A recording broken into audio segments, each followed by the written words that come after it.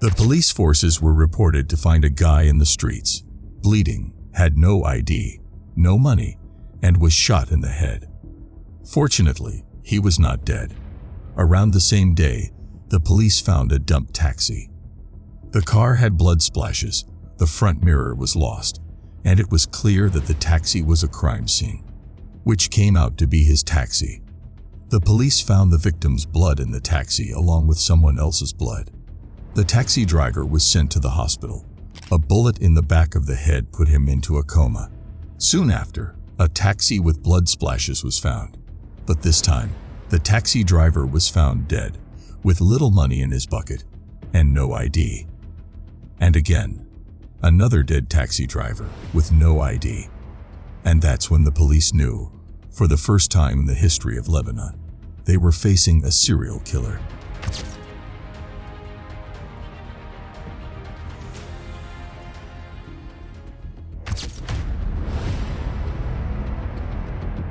We are here in Lebanon back in 2011, when serial killers were not a thing. You only hear about them in movies. The police forces have never had such a series of murders. They didn't have the experience, and they had no clue what they were going to face. What do they have so far? The killer targets taxi drivers. At midnight, around the same area, he shoots them in the back of the head, dumps their bodies in the streets, drives the taxi somewhere else, and leaves it there. Why is he killing? It could be that he is mentally ill. Maybe it's something that satisfies him, or to steals them. But the first thing the authorities thought was that the murder had ideological reasons. In Lebanon, there are different religions and beliefs. Civil wars have broken out in Lebanon over the years. These days, from time to time, quarrels break out between different parties. The police checked the 3 victims' backgrounds, and they were Lebanese, Iranian, and Syrian. So the ideological reasons are suspended. Before they even notice, the 4th murder happens. The same way as the others, but this time the killer burned the taxi. The criminal was an expert. He burnt the car to cover his tracks. But why hasn't he burnt the body too? The police forces formed a new unit to investigate the case. But they are finding no evidence, no fingerprints, no suspects, and each minute they waste, they are risking civilians' lives. The country in horror has said serial killers were not a thing in Lebanon. The news terrified the whole country. The detectives needed a miracle, and they were lucky enough to get it. The taxi driver who had been in a coma woke up, and his testimony turned the events upside down. The serial killer has already targeted 4 victims in less than a month, and only one survived. Now the driver is awake and ready to talk to the police. His name was Elias, and unrevealed that it was not one person who attacked him, but it was 2 persons. It was midnight when 2 men in their mid-40s asked him to drive them to a place outside of the city. They offered to pay him well. One sat in the front seat and the other in the back seat. They looked nervous. He felt something suspicious about them, and his instinct saved his life from a certain death. When they reached a dark, empty road, the one in the front asked him to stop so he could take a pee. Once he stopped, the one in the back seat pulled a gun. Elias noticed it right away, fought with the one in front, and was able to injure him, which explains the anonymous blood sample that was found in the car. However, he was not able to stop them both. A bullet was shot.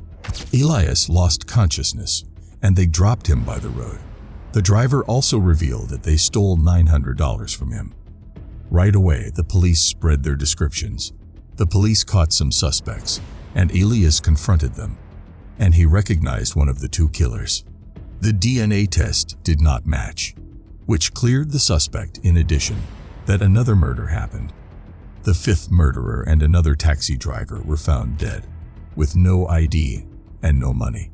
It was clear that they stole the IDs to obstruct the authorities. The criminals' method began to reveal. The targets were taxi drivers, and it was in the same geographical area. It was carried out with the same gun used, and by shooting from behind at the same ear level. The serial killer, like any killer, has a method and does not change it with the repetition of his crimes. But the matter became more dangerous after the killers began targeting passengers. After they get rid of the drivers, one of them impersonates the driver, and the other impersonates a passenger. They search for a passenger, and when he rides with them, they steal and kill him. The police monitored 3 suspicious neighborhoods and provided surveillance on the 3 neighborhoods. The police deployed police officers posing as taxi drivers. There were fewer taxis in suspicious neighborhoods due to drivers' fear, yet the number of disguised drivers remained small compared to the number of real drivers, which makes the chance of them spotting the killers harder and harder. That has not stopped the killers. 9 victims are dead now, and the police have no suspects. But every killer makes a mistake, and theirs is coming. Police officers were disguised as taxi drivers, and the suspected neighborhoods were under surveillance. But the killers were able to kill 2 victims. As always, a taxi driver, a bullet before the head, and dumped the body. Then they found a passenger. When he got in the taxi, and in a dark alley, the one in the back seat asked him to empty his pockets. They took his wallet, ID, and his phone. Then shoot him and dumped his body by the road. What the killers haven't knew that the passenger they killed was a soldier in the army. That made the military court get involved. The military court is a military judicial body whose powers extend to investigating any crime committed by an army member or committed against him. And it has the right to pursue investigations with civilians who assaulted any soldier or army officer. The phone that was stolen from the soldier was being tracked by the military court, waiting to be activated. They were able to track the phone because it was a given by them. After some waiting, the phone was activated. A SIM card was plugged into it. The SIM card was owned by a young boy. The police tracked his father down and arrested him. After investigating, the father was innocent. He informed the police that he bought the phone from a neighbor. The police targeted the suspects, tracked them down, and it was time to catch them and end this misery.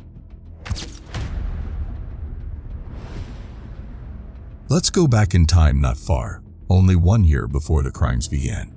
In 2010, a civil war started in Syria, and millions of Syrians had to leave their home.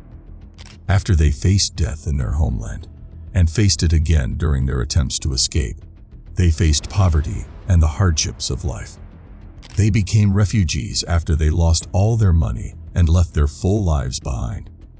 Thousands of Syrians took refuge in Lebanon, and among them were 5 Syrian brothers. Back to the 2 killers. On November 15, 2011, the police forces raided the 5 Syrian brothers' apartments, arrested all 5 of them, and in the oven, wrapped in a plastic bag, the 7mm pistol that was used in the murders. In their apartment, a couple of birds in a cage and religious symbols.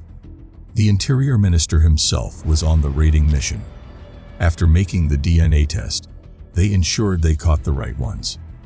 The Minister of the Interior announced at a conference that they had arrested the taxi killers and that the nightmare was over. The 5 brothers went into investigating for hours and hours until they confessed. The 2 killers were George and Michael Tanlian. The rest of the brothers were innocent.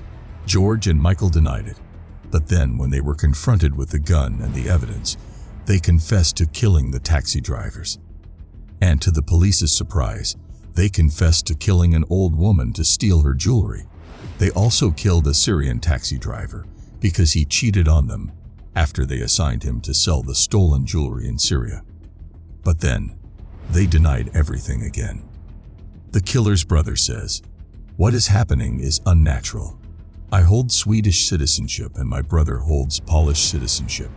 We lived in Sweden and Poland for 20 years and did not commit any traffic violations, and suddenly we are accused of killing 20 people. My brother was a car dealer and sent them cars from abroad, and they did not pay for them. He has papers and proof of his words, and when 2 young men refused to pay, he killed them. As for the soldier who was killed, he was a victim. I am innocent and have nothing to do with all the charges that were brought against me." The investigation was opened again, but in the end, the charges were proven against them. Ultimately, the military court sentenced them to life imprisonment, and the civil court also sentenced them to 10 years in prison. The brothers are still in prison to this day. Judge Peter Germanis tells a story that is sad and shocking at the same time. He says, "I met a large number of widows and people who lost loved ones and relatives due to these crimes, to learn about the extent of the tragedy left behind by this killer, which prompted me to ask him, 'How can you sleep?' Because the crime caused me insomnia and I was not able to sleep well." The killer's answer was shocking. "I slept like an angel." This was the story of the taxi killers from Lebanon, one of the many untold stories from the Middle East, which you will not find anywhere but here. If you enjoyed this video and want more spine-tingling true crime stories, kindly hit the like, share, and subscribe buttons. Don't forget to turn on the notification bell so you will be informed when we upload new videos. Thank you for watching.